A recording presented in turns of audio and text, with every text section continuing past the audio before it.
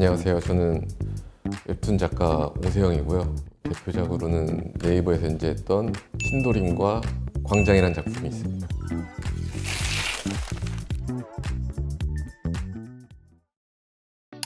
웹툰 신도림, 장르는 뉴클리어 아포칼립스 액션 능력자 배틀 학원물이다.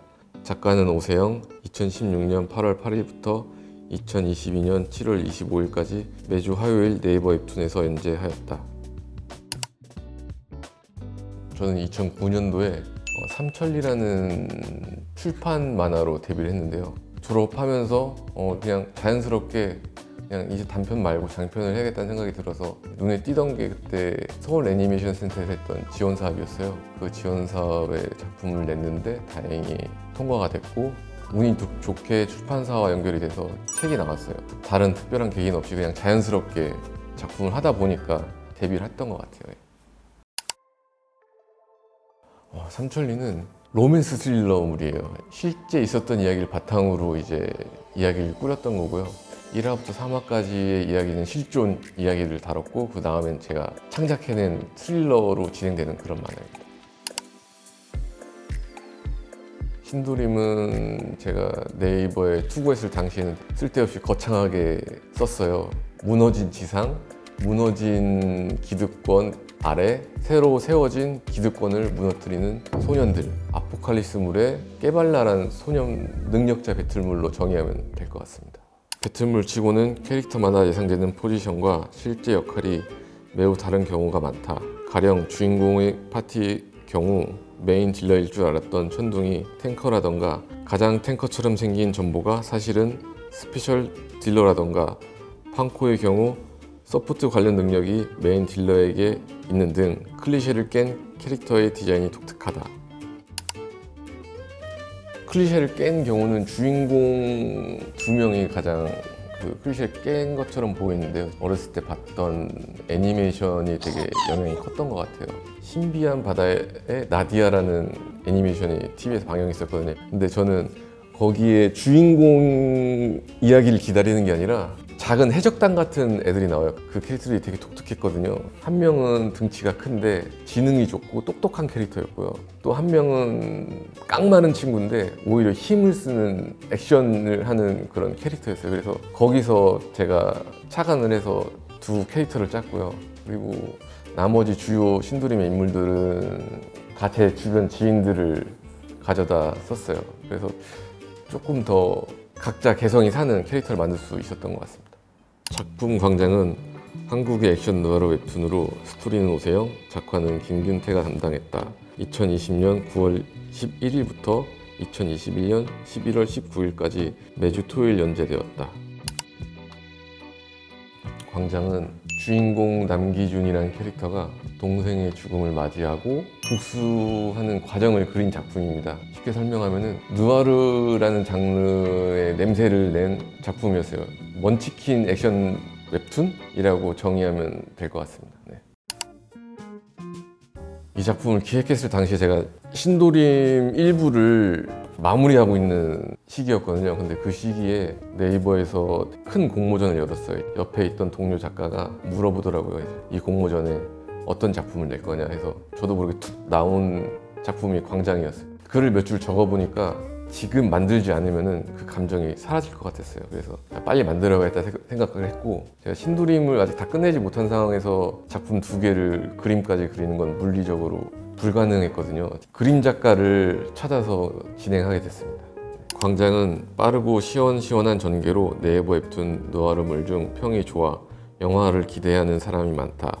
오세영 작가의 전작이자 연재작인 신도림에서도 나타났던 특유색 연출이 돋보인다. 다만 이 작품에서 오세영 작가는 스토리 담당이다. 아마 오세영 작가의 화풍이 그림 작가에게 영향을 준 듯.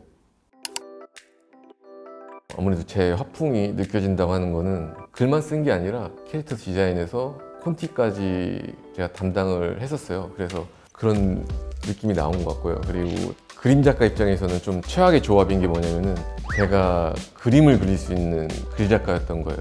제 머릿속에 있는 이미지가 그림 작가한테서 나오지 못하면은 그게 나올 때까지 그림 작가를 좀 많이 들들 볶았거든요. 그래서 아무래도 제 느낌이 많이 나왔던 것 같습니다.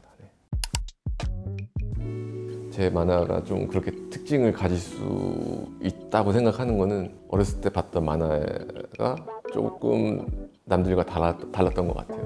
슬램덩크와 드래곤볼이 제일 흥행을 했던 시대거든요. 근데 그리고 싶고 제가 만들고 싶었던 작품들은 뉘앙스가 달랐던 것 같아요.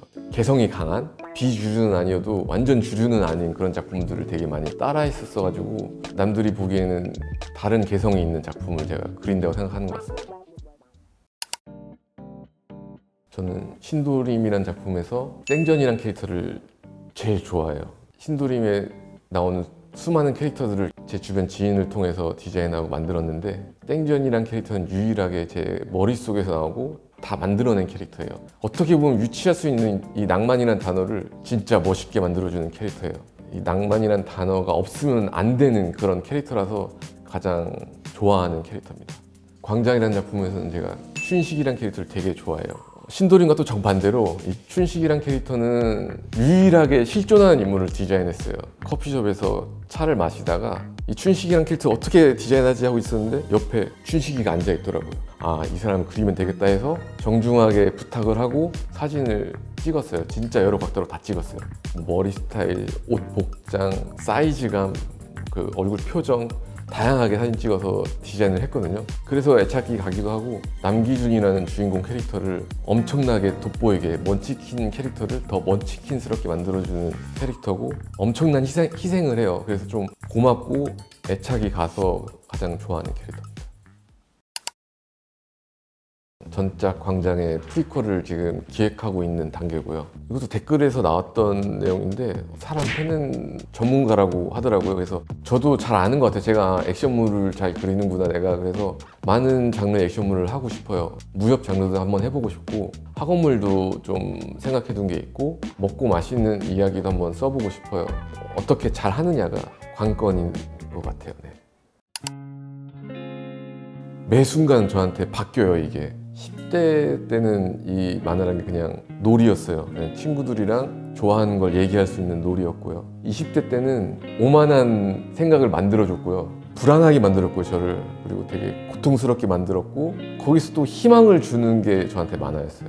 30대로 넘으면서는 인간 오세영이 어떻게 살아야 될지 알려준 게 저한테 만화였다고 생각해요. 40대를 넘어섰는데 지금 당장은 이거를 일로서 만화를 받아들이려고 하고 있어요.